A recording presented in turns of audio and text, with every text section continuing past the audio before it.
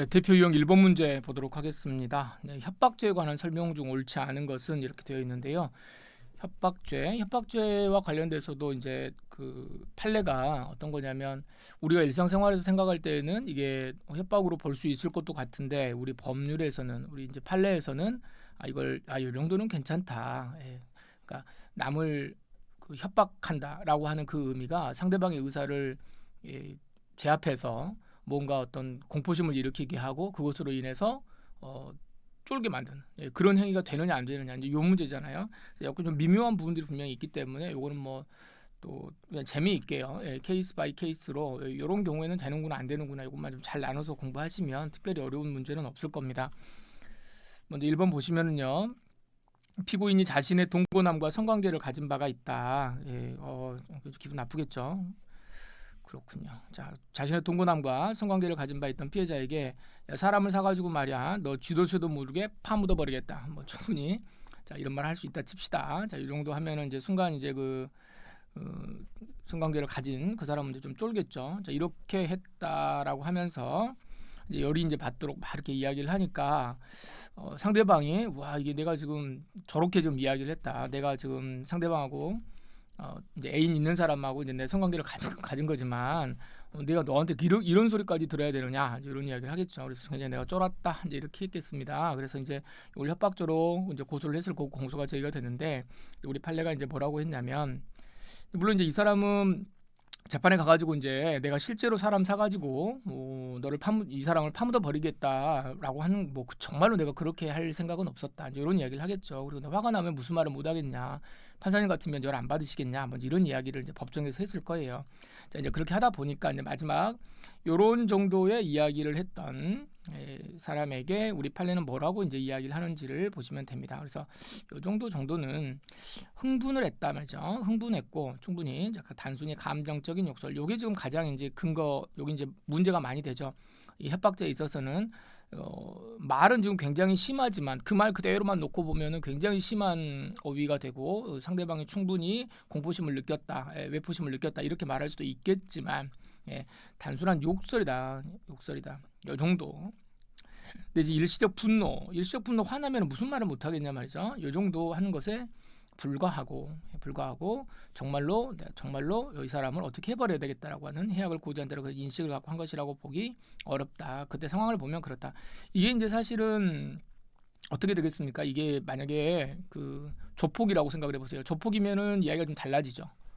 그렇죠? 조폭인데 칼 같은 거 하나 들고 앉아서 이게 과일 깎아 먹으면서 야, 너 사람 사가지고 너 임마 지도새도 모르게 죽여버릴 수 있어. 근데 실제로 그런 적이 있던 사람이에요.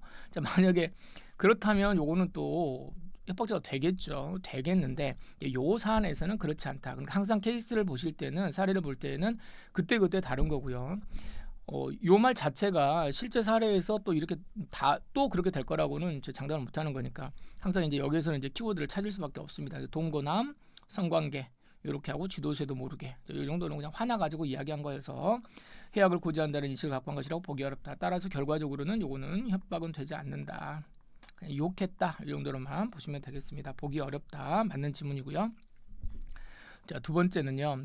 채권 추심회사의 지사장이 회사로부터 자신의 횡령에 대한 민형사상 책임을 추궁당할. 자, 그러니까 이제 지사장인데 이 사람 지사장인데 이제 돈을 이제 많이 해 먹었죠. 그래서 민형사상 책임을 추궁당할 위에 이제 처하게 되자 이제 회사를 상대로 이제 협박을 하는 거죠. 내가 다 알고 있단 말이지. 자, 회사의 내부 비리 이런 것들 내가 지금 다 알고 있는데 이거 지금 그대로 다 가서 고발하겠다 이런 식으로 해서 뭐를 보내고 서면을 보내고 그 다음에 또 상무이사한테 전화해가지고 똑바로 해라. 나 지금 계속 문제 삼으면 나 혼자 안 죽는다.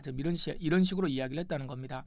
자, 그렇게 되면 결국에는 어떻게 되는 거다. 지사장이 이제 이게 뭔가 협박을 하는 거니까 협박죄가 성립이 되는 것처럼 이제 보이는데 협박죄가 되고는 있지만 여기에서 우리 끝에는 뭐라고 되냐면 협박죄의 객체가 뭐다? 회사이다 이렇게 되어 있죠. 그럼 협박죄의 객체가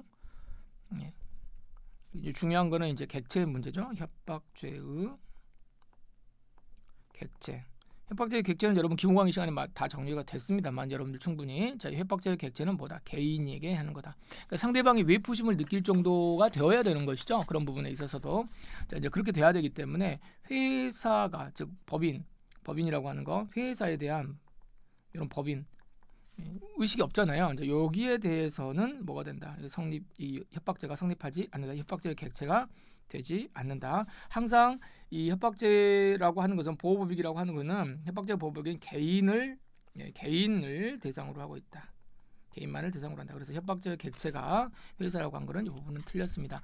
상무이사한테 전화해가지고 상무이사한테 막 상무이사를 협박했다. 그럼 상무이사에 대한 협박은 될 수도 있겠죠. 너 그러면 내가 뭐 하겠다 이런 식으로 이야기는 될 수도 있겠지만 회사는 협박죄의 객체가 되지 않는다. 그래서 회사이다.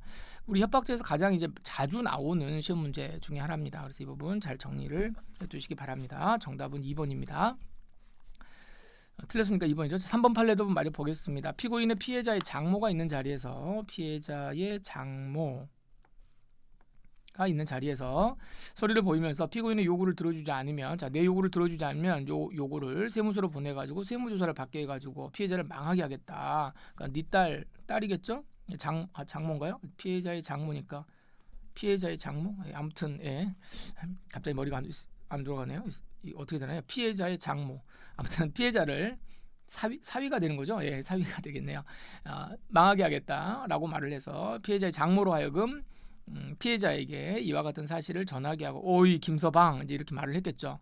이렇게 한다는구만 이렇게 이야기를 하고 또 이제 이런 식으로 했다는 거예요.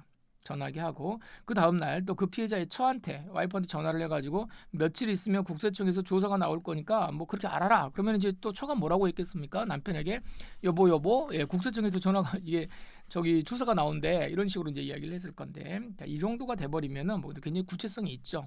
따라서 이 부분은 뭐가 된다. 충분히 상대방에게 쫄게 만들게 하는 거죠. 그래서 협박죄가 된다. 맞습니다. 4번. 피고인이 피해자인 누나의 집에서 온몸에 연소성이 높은 고무노를 바르고 라이터불을 켜는 동작을 하면서 이를 말리는 피해자 등에게 가위손곳 휘두르면서 방에 불지르겠다, 가족 전부 죽여버리겠다 이렇게 소리치고 1시간가량 말리던 피해자가 이제 두려워가지고 이제 신고를 했습니다. 그러면 이제 피고인의 행위는 피해자 등에게 공포심을 일으키게 할 정도의 해악을 고지한 거냐?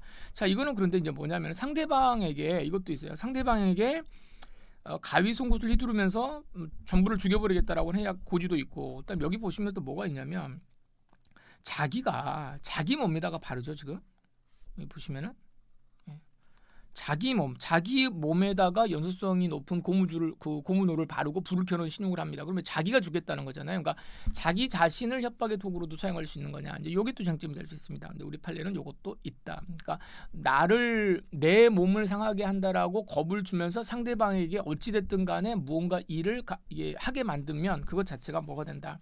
해악을 고지한다는 점에 대한 인식 인용은 있었다고 보는 거다. 그래서 우리 판례가 이 부분에 대해서도 인정을 하고 있기 때문에 이 판례도 맞는 지문.